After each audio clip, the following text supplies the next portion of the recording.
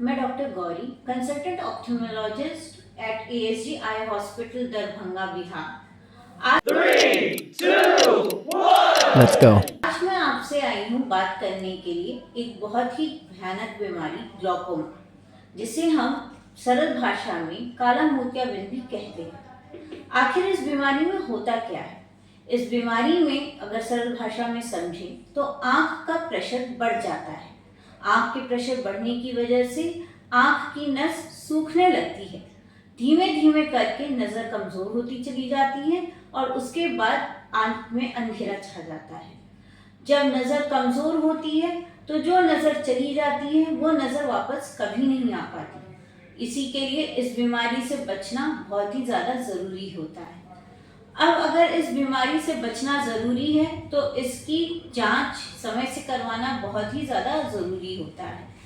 इस बीमारी के लिए मुख्य लक्षण क्या है? ग्लूकोमा का मुख्य लक्षण है सर दर्द। ये सर दर्द कम रोशनी में काफ़ी बढ़ जाता है। सर दर्द के साथ आंख लाल भी हो सकती है।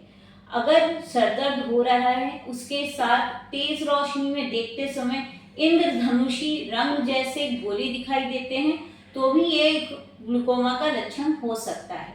अगर आपको काले रंग का धब्बा दिखाई देता है जो कि रोशनी के चारों ओर सिकुड़ता हुआ दिखाई देता हो, कि रोशनी आपको थोड़ी कम दिखने लगे समय के साथ, तो भी ये ग्लूकोमा का लक्षण हो सकता है। अगर ये दिख रहा हो तो आपको अपने नेत्र रोग विशेषज्ञ के पास जल्द से जल्द जाना चाहिए। आपके नेत्र रोग विशेषज्ञ आपकी आंखों की नस की जांच करेंगे, आंखों का प्रेशर नापेंगे और कुछ जांचें करेंगे। अगर उन्हें लगता है कि इन जांचों में ग्लूकोमा निकलेगा तो वो इसका इलाज करना शुरू करेंगे। जांच करना हुआ तो आपको जीवन भर की दवाइयों पे डाला जाता है जो कि आपको लेनी होती है। ये दवाइयाँ जीवन भर चलती हैं और इन्हें समय अनुसार लेना होता है। अगर दवाई दिन में 2 बार डालनी है तो आपको 12-12 घंटे के अंतराल पे ही दवाइयाँ डालनी होगी, फिक्स समय पे। अगर आपको दवाइयाँ रात को सुबह 8 बजे लेनी है तो शाम को 8 बजे लेनी है। अगर आपको बोला जाता है कि आपको ग्लूकोमा नहीं है लेकिन आप ग्लूकोमा सस्पेक्ट हैं, यानी कि आपको आगे चल के ग्लूकोमा हो सकता है, तो आपको हर साल या हर 6 महीने पे अपने नेत्र का करानी होगी, जैसे कि ये आगे चल के ग्लूकोमा में तब्दील ना हो, और अगर हो तो फिर इसका इलाज समय से किया जा सके। अगर आपकी जांच में ग्लूकोमा नहीं आता है और आपके घर में किसी को ग्लूकोमा है, जैसे कि आपके माता या पिता को ग्लूकोमा है और आपकी जांच में ग्लूकोमा नहीं आता है, तो भी 2-2 साल या 3-3 साल पे आपको अपना जांच कराते रहना चाहिए। अब हम ये समझते हैं कि ग्लूकोमा में अगर हमें ये समझना है टर्म्स की जो बहुत कॉमनली यूज किया जाता है, सफेद मोतियाबिंद और काला मोतियाबिंद। काला मोतियाबिंद तो ग्लूकोमा को कहते हैं जिसमें नस सूखती है, जिसमें जो नजर चली गई वो वापस नहीं आती है और जिसका टाइम से इलाज करना बहुत ही ज्यादा जरूरी है। तो सफेद मोतियाबिंद क्या होता है? सफेद मोतियाबिंद होता है कैटरैक्ट। अब हम बात करते हैं विभिन्न प्रकार के मोतियाबिंद की।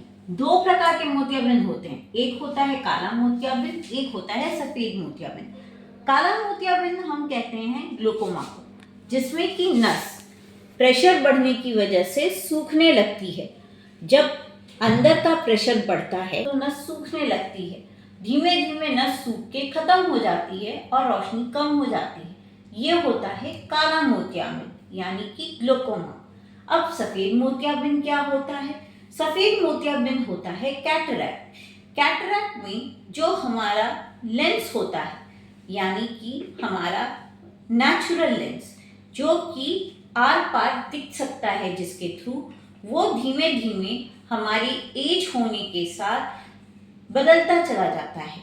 वो नॉर्मली क्लियर होता है, लेकिन जैसे जैसे उम्र बढ़ती चली जाती है उसकी क्लैरिटी कम होती चली जाती है और वो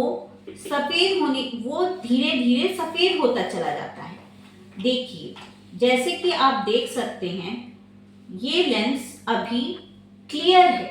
समय के साथ ये लेंस क्लियर होने की जगह ये लेंस ओपेक होता चला जाता है, यानी कि इसके आगे से पीछे रोशनी इसके थ्रू लाइट नहीं जा सकती है, इसके आर पार रोशनी नहीं जा पाती है। चूंकि इसके आर पार रोशनी नहीं जा पाती है, इसी के लिए हमें धीमे धीमे दिखना बंद हो जाता है। चूंकि इससे दिख आता है, इसी के लिए हमारी रोशनी धीमे धीमे कम हो जाती है। ये कैटरैक्ट जो है, इसको हम ऑपरेट करके निकाल सकते हैं। इसी के लिए सफेद मोतियाबिंद का इलाज है ऑपरेशन। जब समय हो जाता है, जब थोड़ा मोतियाबिंद पकने लगता है या जब थोड़ा सा मोतियाबिंद कड़ा हो जाता है, तो हम उसे ऑपरेट करके निकाल देते हैं और उसकी जगह आर्टिफिशियल लेंस डाल देते हैं। जब ये आर्टिफिशियल लेंस अपनी जगह आ जाता है, तो वापस से हमारी आंख काम करने लगती है। इस तरीके से हम सफेद मोतियाबिंद से तो इलाज करवा सकते हैं हमेशा के लिए, मगर काला मोतियाबिंद के लिए हमें दवाइयों का सहारा लेना पड़ता है, क्योंकि इसमें अगर नस सूख गई तो उसका कोई इलाज नहीं है। अब काला मोतियाबिंद का क्या क्या इलाज है? काला मोतियाबिंद का एक तो इलाज है दवाइयाँ, जो कि उम्र भर चलती हैं, और दूसरा इलाज है ऑपरेशन, जिसको ट्रैबलेक्टोमी कहते हैं। यह ऑपरेशन प्रेशर बढ़ने को रोकने के लिए किया जाता है। इस ऑपरेशन के बाद कई बार दवाइयाँ रोक दी जाती हैं और कई बार दवाइयों को चलाना पड़ता है। ये डिपेंड करता है कि ऑपरेशन का सक्सेस कितना है। Thank you.